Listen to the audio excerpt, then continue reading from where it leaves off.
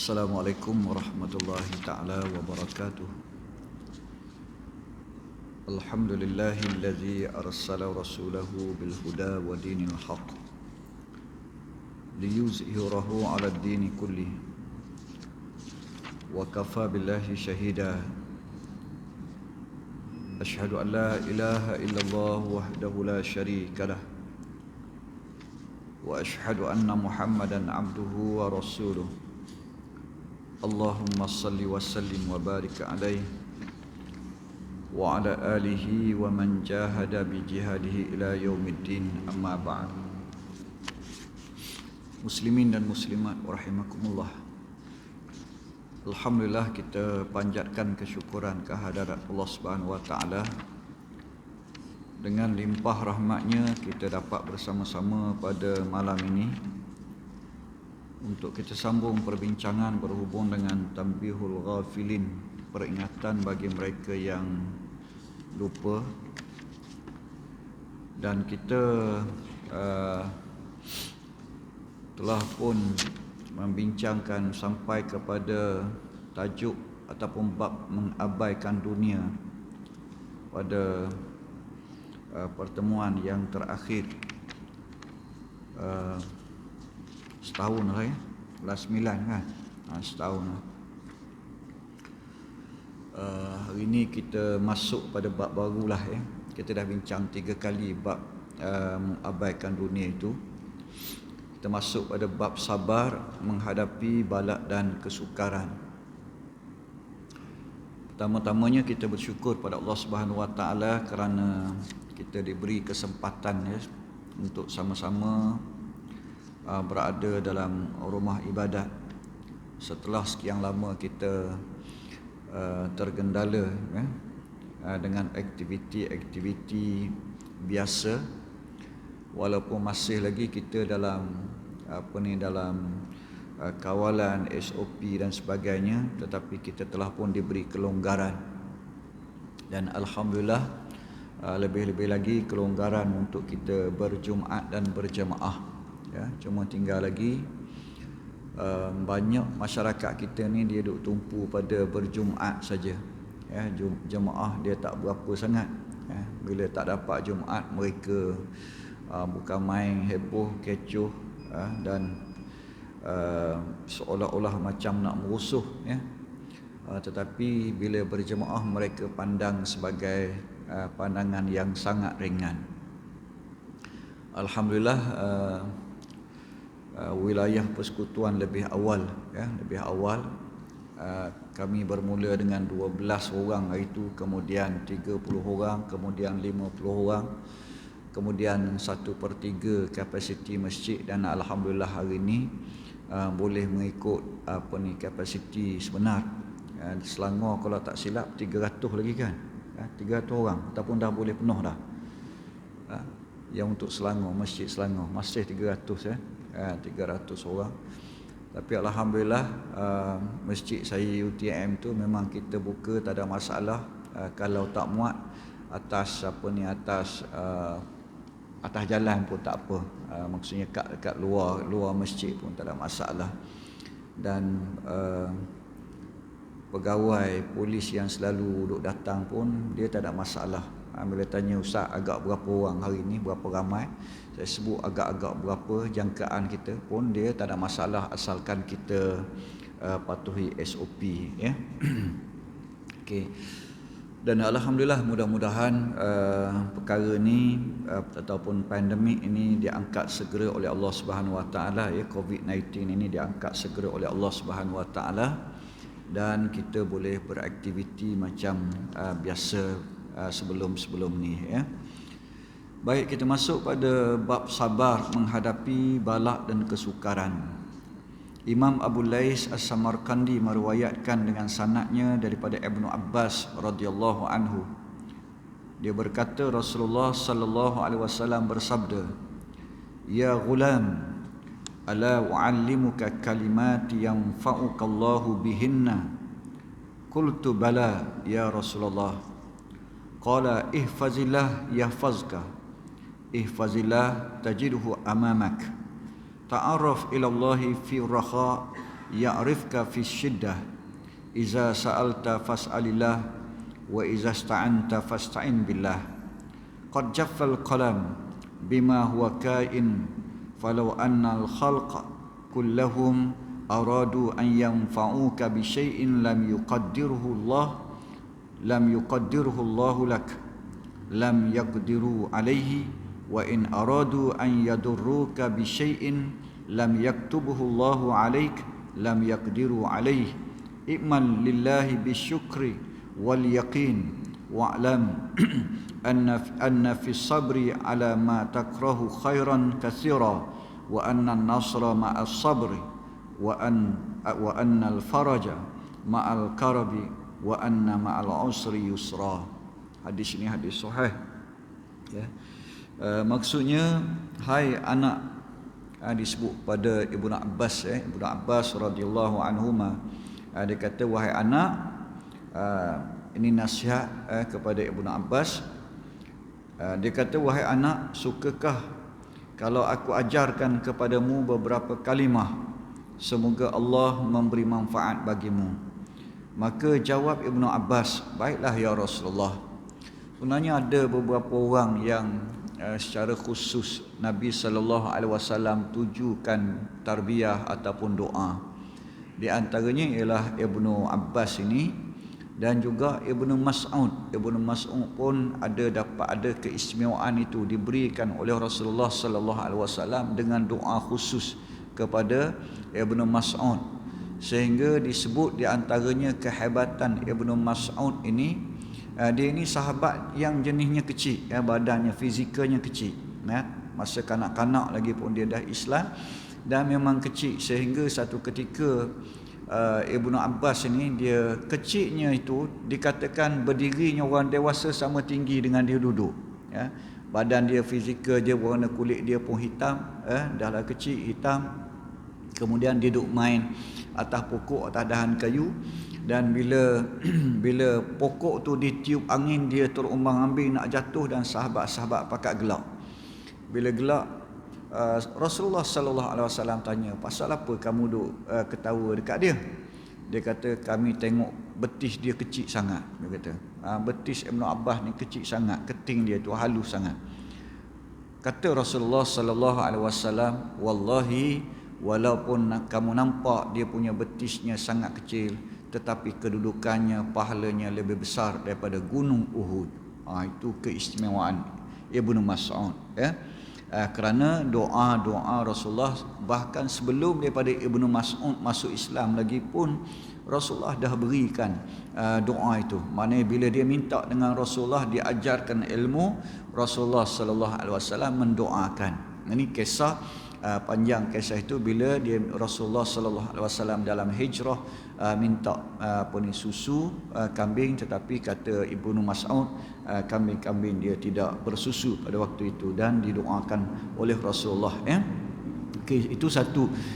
Sehingga Rasulullah SAW menyebut bahawa tentang Ibnu Mas'ud ni keistimewaannya, dia kata kalau kamu nak mendengar bacaan Al-Quran yang baik, maka dengarlah Ibnu Mas'ud.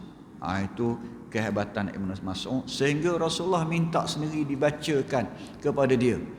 Minta Ibnu Mas'ud baca Al-Quran, dan Ibnu Mas'ud kata, saya malu ya Rasulullah, takkan saya nak baca Quran kepada orang yang menerima wahyu daripada Allah. Patutnya sayalah yang dengar. Kata Rasulullah, aku nak dengar daripada orang lain. Maknanya yang nak dengar daripada orang lain itu daripada Ibnu Mas'ud, bukan orang lain. Itu keistimewaan.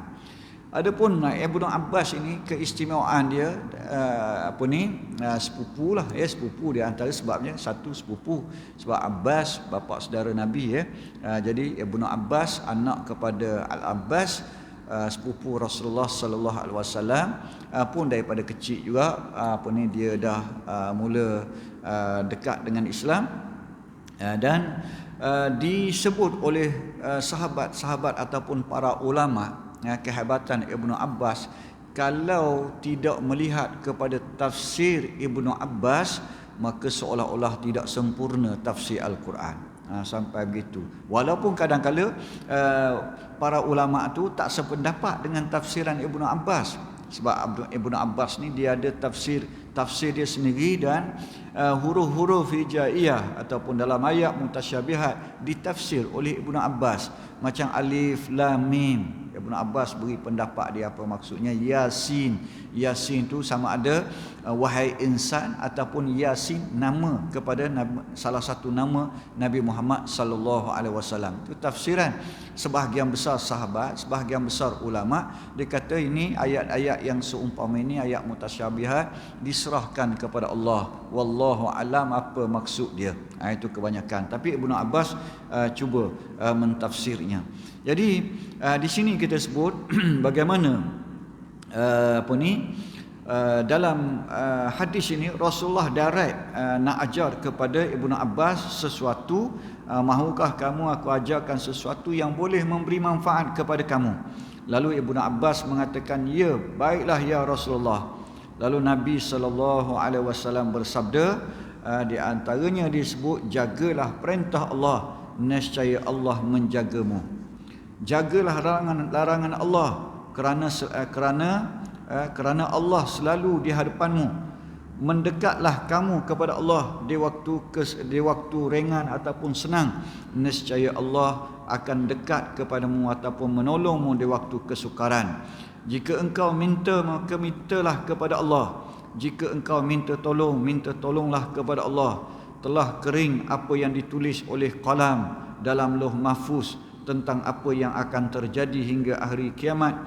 Maka kalau umpama makhluk semuanya akan berbuat sesuatu yang berguna bagimu yang tidak ditakdirkan oleh Allah bagimu, mereka tidak dapat berbuat itu. Demikian juga jika sekiranya mereka berusaha untuk mengganggumu ataupun menyusahkan kamu dengan sesuatu yang tidak ditakdirkan oleh Allah ke atasmu, tidak dapat mereka berbuat itu.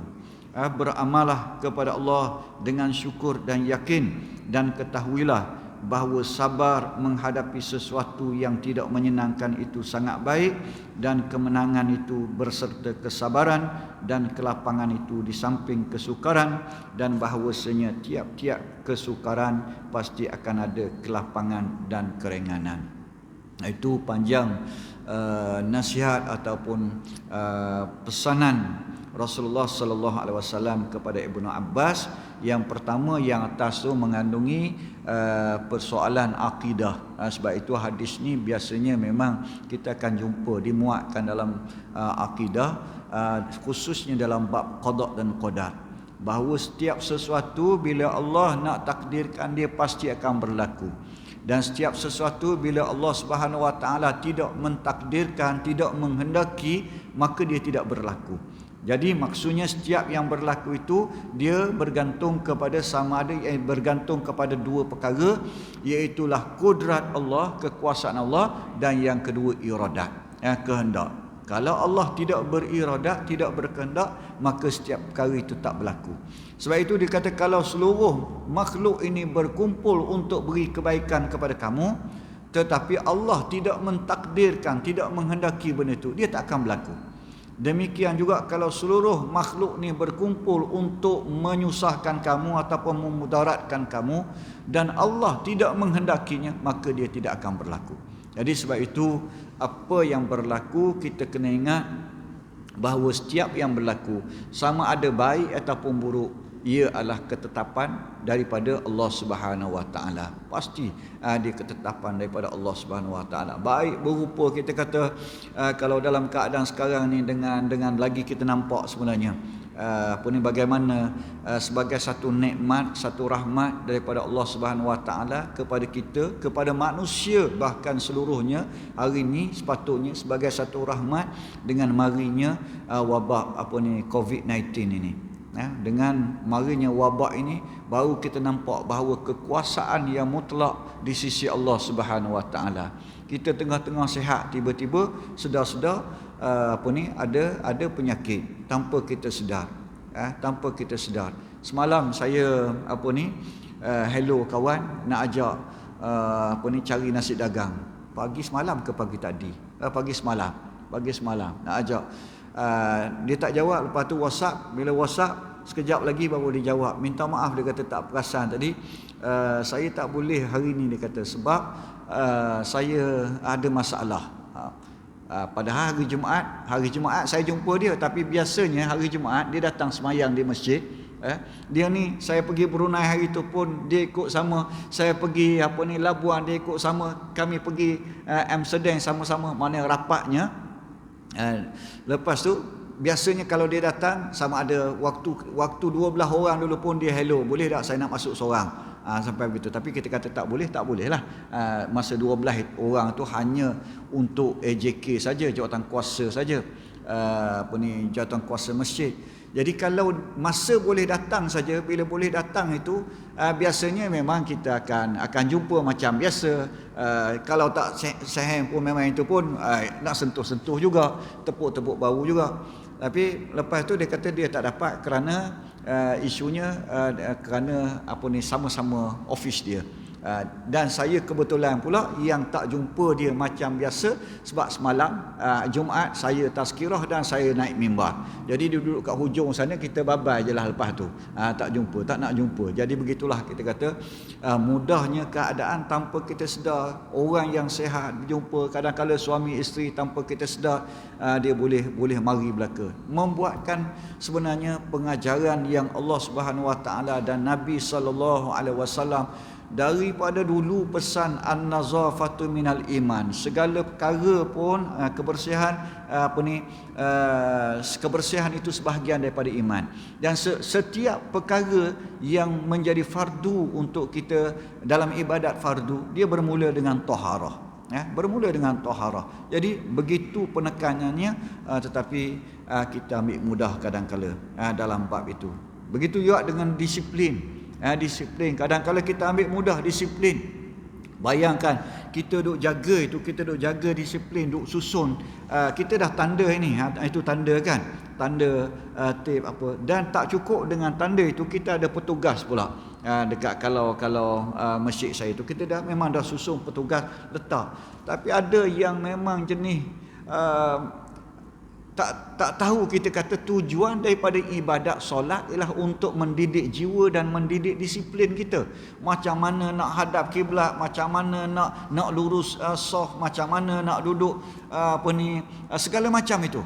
Segala macam bermula daripada ambil wuduk lagi. Tapi mari kita minta penuh depan, dia kata saya tak nak, saya nak duduk kat sini. Sampai begitu. Ada satu ketika tu pernah berlaku, beberapa orang dah nasihat dia tak nak makan, dia pun beritahu saya, ustaz, dia kata yang ni memang nampaknya tak boleh, dia kata dia tak nak bergerak. Saya pun pergi minta maaf tuan, kata boleh tak depan tu nanti orang dah tak boleh nak lalu, sebab kita tak nak main langkah-langkah, sebab dia blok kat sana, dah tak boleh masuk lah depan ni. Boleh tak masuk ke depan? Dia kata pasal apa, semayang, orang nak semayang pun nak susun-susun tempat. Tengok. Saya kata kita dalam pandemik sekarang ni, kita nak jaga SOP, minta tolong ke depan. Kalau tidak itu, dia tak nak juga nak angkat takbir. Saya ambil sejadah dia, tolong angkat, saya ambil, nak pergi bawa. Dia tarik balik sejadah, dia letak situ. Sampai begitu. Saya pun bagi isyarat pada anak buah, tunjuk handphone, maksudnya panggil pengawal. Sekejap lagi, tengok dia semayang sunat 2 rakaat, dia keluar, sampai keluar sanggup tak semayang Jumaat. Begitu kita kata makhluk ada yang jenis macam tu. Ada jenis makhluk yang macam tu. Jadi ini saya kata ini tak pernah sampai Mekah lagi. Kalau sampai Mekah kena terajang jenis macam ni. Di polis Mekah. Ni bukan herau apa pun. Yang sana tak kira awak siapa, awak kalau ada label letak sultan tu tak ada, barulah. Kalau tak ada letak label sultan tu, awak buat masalah, awak kenalah kat sana kan. Jadi begitulah kita kata bahawa apa yang berlaku ini nak mengajar, nak mendidik kita supaya kita berdisiplin, kita sentiasa jaga kebersihan dan sebagainya, yang banyak disebut dalam ayat Quran, banyak disebut dalam hadis. Tetapi orang Islam di antara orang yang sangat tidak ambil perhatian pada kebersihan. Alhamdulillah kita orang Melayu, orang Malaysia ni di antara yang kita kata yang memang kalau orang duk kritik pasal orang kita ni dari segi kotor, dari segi kebersihan tak jaga dan sebagainya, kita kata jauh sangat kalau kita berkesempatan pergi ziarah negara-negara Islam yang lain, terutamanya negara Arab, ya, Mesir, Saudinya, dan lain-lain. Memang dari segi kebersihan, tambah lagi kalau India, itu bolehlah kita kata sebab campur-campur, ya. Jadi itulah keadaan, ya. Jadi semua ini memberi pengajaran kepada kita bahawa apa yang berlaku, kita sebut tadi, apa yang berlaku itu adalah memang ditakdirkan oleh Allah Subhanahu Wa Taala, dan setiap yang ditakdirkan itu dia tidak percuma. Ma khalaqta hadza batila subhanaka faqina azabannar. Tidak engkau jadikan segala sesuatu ini percuma, wahai Allah, melainkan ada tujuan, ada sebabnya, maka jauhilah kami daripada api neraka. Itu seorang, saya kata kawan, semalam juga dah dalam pukul 2 dapat WhatsApp beritahu, oh ustaz, dia kata tahu tak kawan kita dah meninggal seorang. Inna lillahi wa inna ilaihi rajiun. Jauh sangatlah umur dia dengan saya. Mengajar sekolah Bandar Tun Hussein On dulu. Mengajar. Dia feeder saya pergi ke mana pun, masuk tournament ataupun friendly takraw, dia feeder. Tak ada dia memang rasa patah kaki. Tu yang saya tak pandai sekarang ni, sebab dia tak ada. Sebab dia dah tak ada. Dia pindah ke Temerloh. Tengah-tengah sihat tanpa apa-apa, sebab ialah biasa. Ini pun satu kadang-kala kita ni ambil mudah je.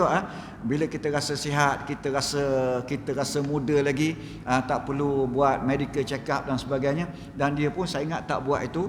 Dia masuk Facebook, memang sangat aktif Facebook, dalam Facebook dia, tentang pergi konvoi ke sana, konvoi ke sini dengan motosikal, dengan basikal. Dan semalam dengan basikal, saya tak pasti bukit mana dia panjat. Bila naik bukit itu dan konvoi, kalau seorang-seorang biasanya tak ada masalah. Sangat basikal kita rasa letih, kita berhenti. Bila konvoi itu biasanya nak kena follow juga orang tu, takut tertinggal.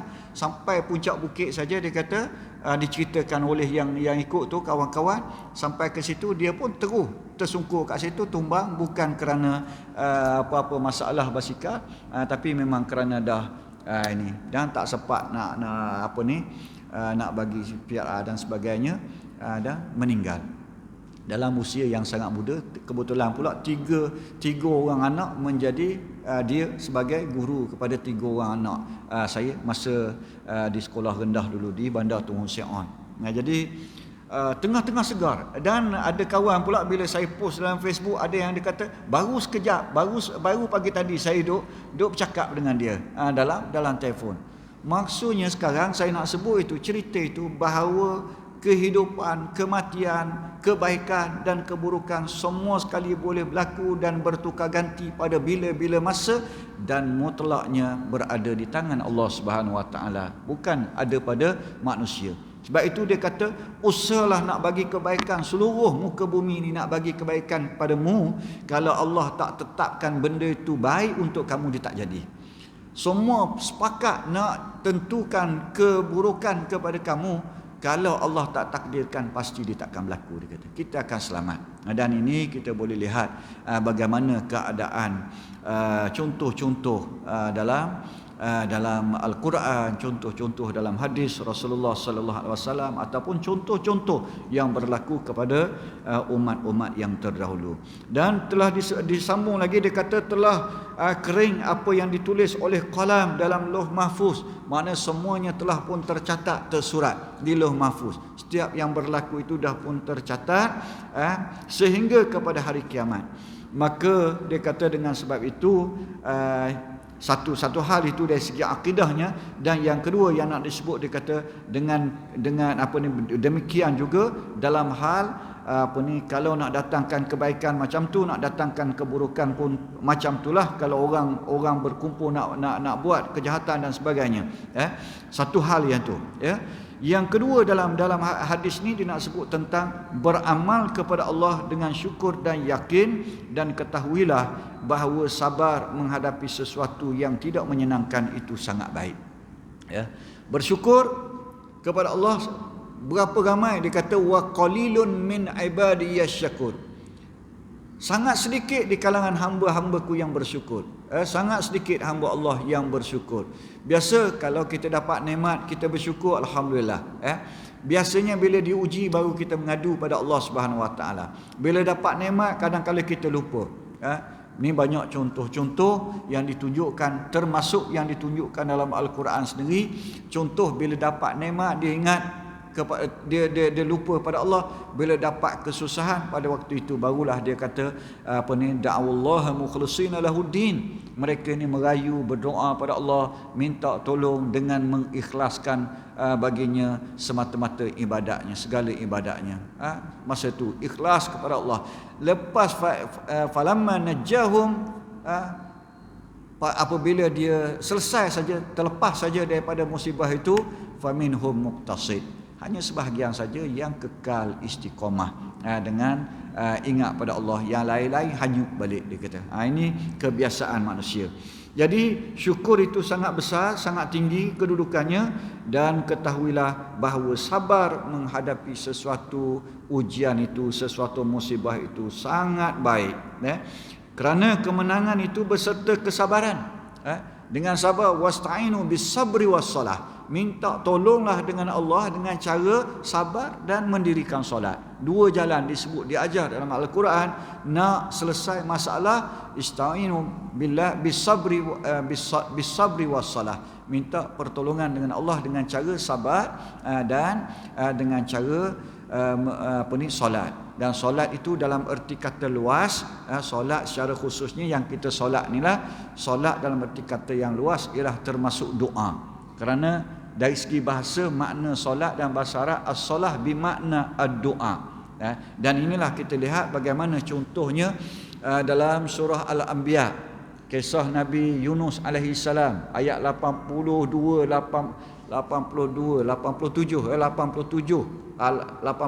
dan 88 tu, kisah Nabi Yunus. Bagaimana dia duduk dalam bila ditelan oleh ikan nun itu, kerana keadaan dia tak sabar sekejap, dia marah pada kaum dia yang degil, yang tak nak ikut dakwah dia. Disebut dalam ayat 87 tu, dia ingat bahawa dia tak jadi apa-apa dengan perasaan, dengan sikap dia marah itu. Itu seolah-olah Allah sebut macam tu, macam dia tak kisah. Ingat kami tak ambil perhatian tentang sikap dia itu. Lalu dihukum. Dan kalaulah tidak dengan izin Allah, dengan kehendak Allah, dengan rahmat Allah, kami kekalkan dia sampai hari kiamat duduk dalam perut tu. Dan ditafsir oleh ulama, tafsir berdasarkan kepada hadis, ada tafsir dia kata bagaimana kisah Nabi Yunus itu yang disebut sebagai Zunnun ataupun Zannun dalam ayat itu. Dia kata malaikat mendengar suara orang sedang berdoa. Dia mengadu pada Allah, ya Allah, kami mendengar satu suara yang sedang berdoa merayu padamu ya Allah, tapi kami tak tahu di mana dia.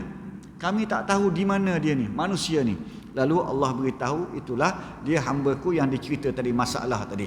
Kalau tidak kerana rahmat dia, maka dia duduk dalam tu selama-lamanya. Dan doa dia yang didoakan kita tahu semua, la ilaha illa anta subhanaka inni kuntu minaz zalimin. Itulah yang saya nak maksudkan dengan solat dalam bentuk umum tadi. Jadi dia doa yang tu, doa itu, ayat berikutnya itu dia sebut bagaimana bukan sahaja Allah menyelamatkan dia dengan doa tadi, tetapi wa kazalika nunjil mu'minin, hujung ayat tu. Demikian juga kami menyelesaikan masalah orang yang berhadapan dengan masalah bila baca doa itu, kata ulama. Kami menyelamatkan mereka, yakni orang-orang yang beriman yang lain-lain. Kalau dia berdoa dengan doa itu yang disebut oleh ulama, dimaksudkan oleh ulama, bila berada dalam keadaan kita berada dalam tekanan, berada dalam musibah, berada dalam kesusahan, maka perbanyakkanlah doa ataupun tasbih, la ilaha illa anta subhanaka inni kuntu minaz zalimin.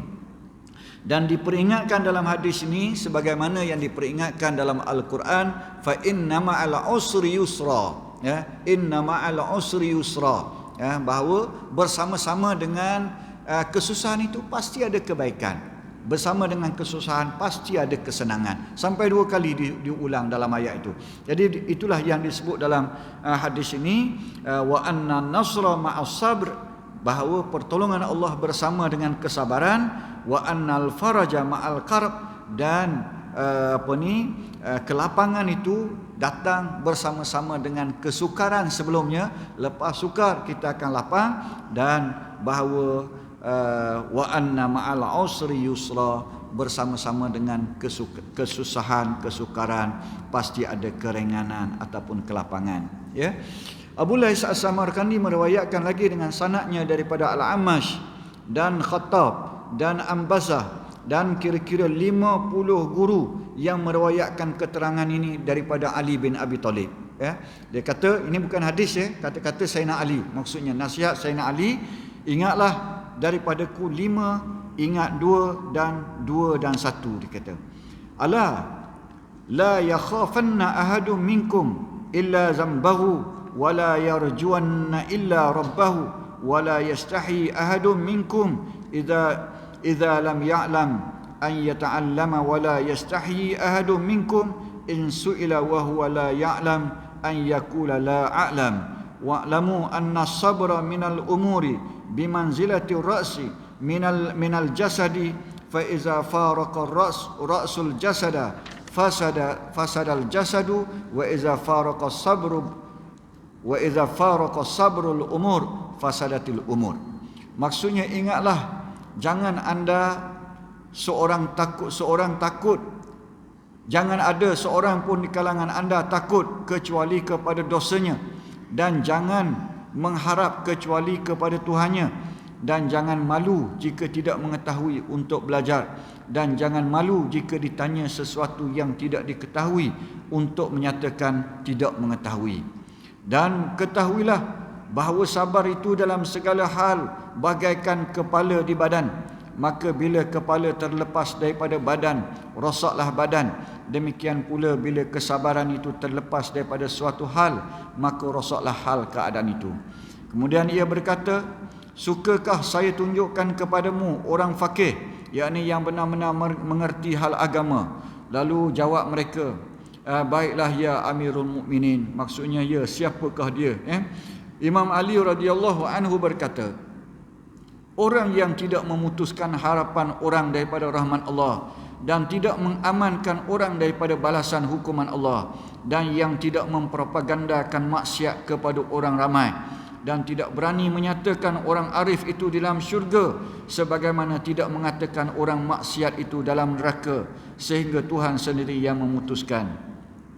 Dan orang yang terbaik amalnya, janganlah berasa aman daripada pembalasan Allah, sebab Allah telah berfirman, fala ya'manu makrallahi illa qaumul khasirun, tidak akan berasa aman daripada hukuman Allah kecuali orang yang rugi.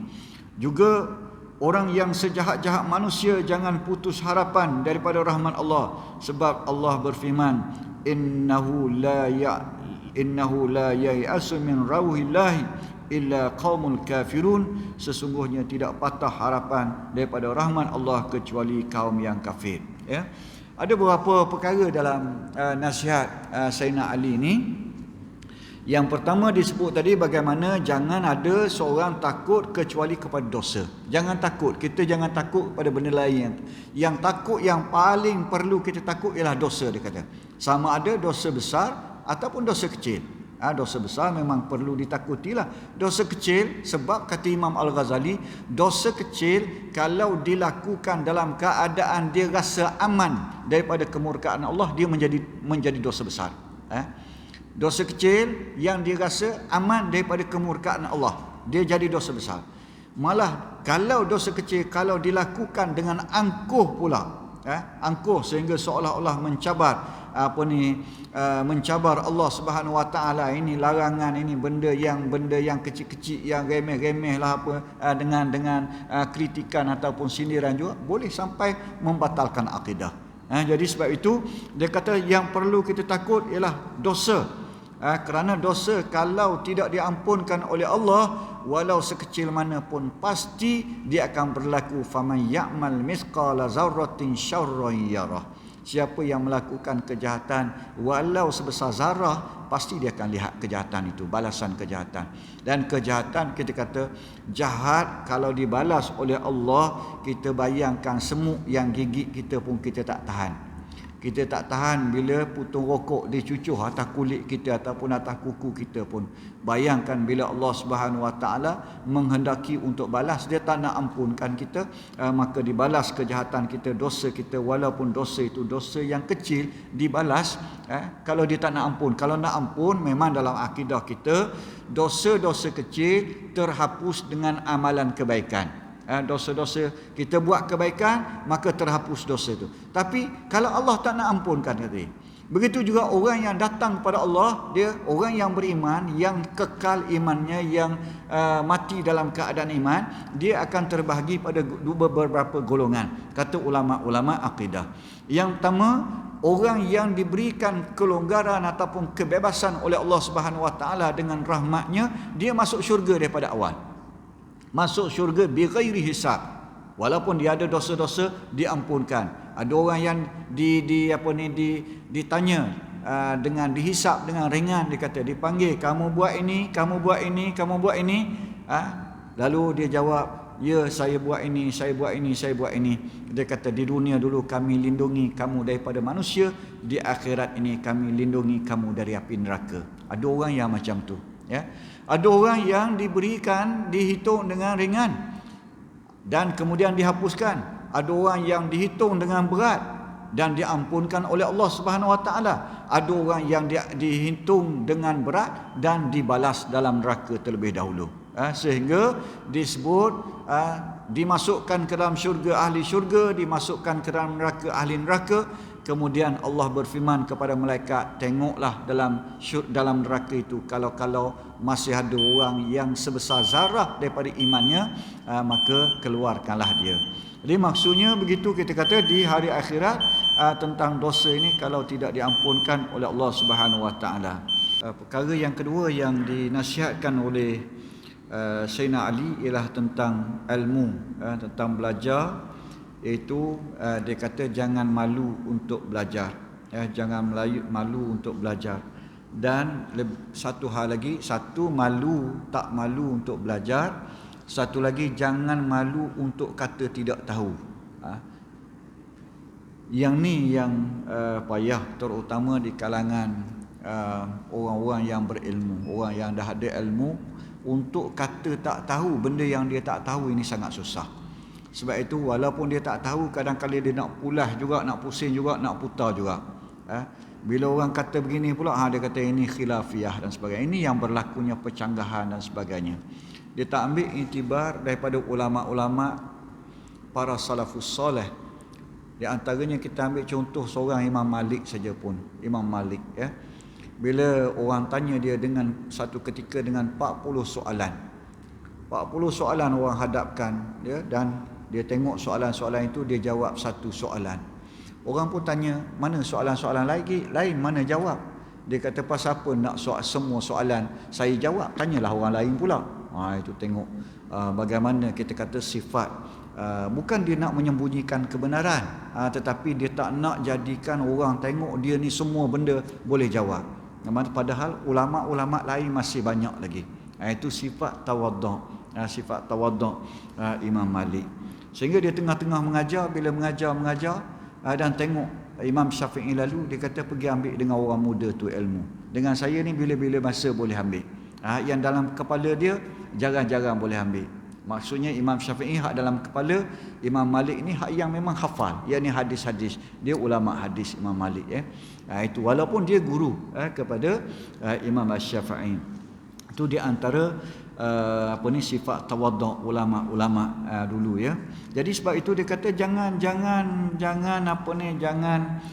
malu untuk kata tak tahu. Kalau orang tanya, saya minta maaf, saya tak tahu dalam ini. Apa salahnya kita kata saya akan rojok dengan orang yang lebih tahu, ataupun saya cek balik kitab ke apa ke.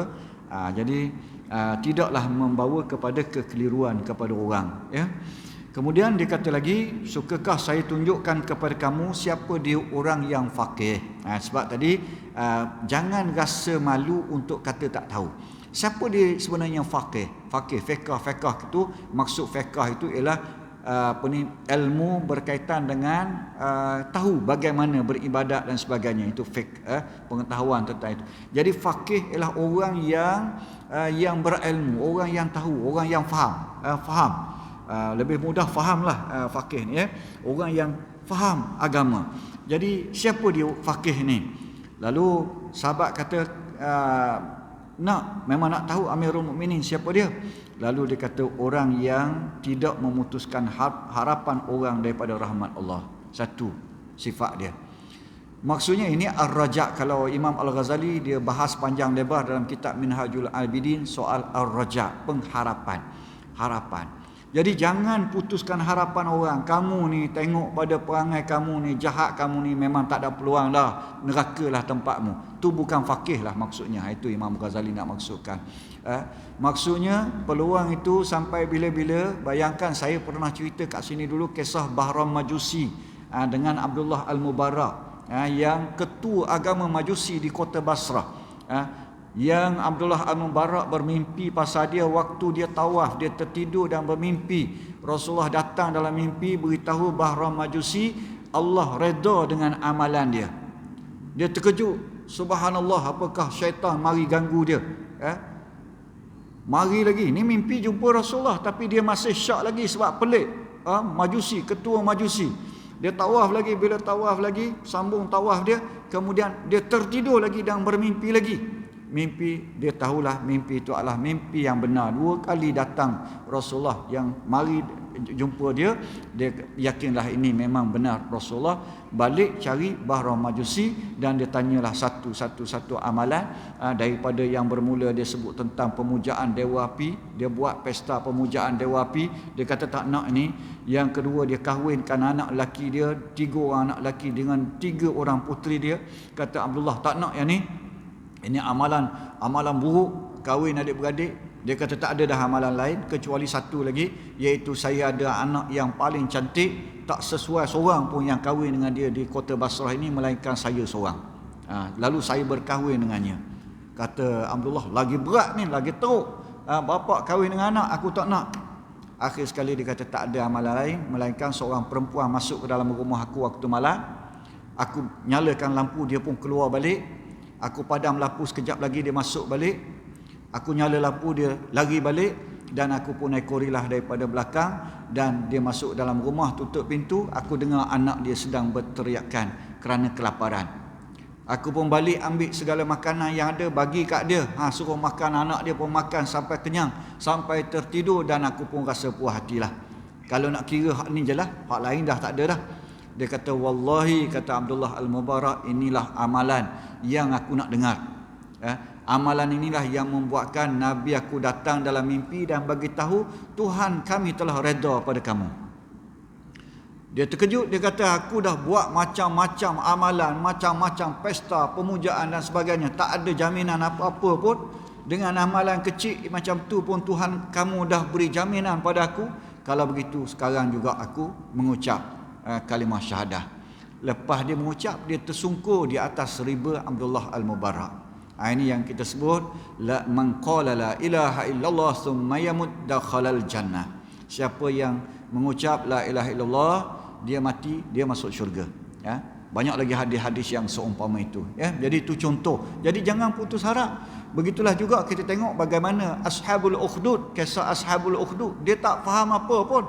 Yang dia beriman itu hanya amanna bi rabbil ghulam, kami beriman dengan Tuhan budak ni. Dan diabadikan dalam Al-Quran pasal tentang orang-orang yang hebat, calon syurga.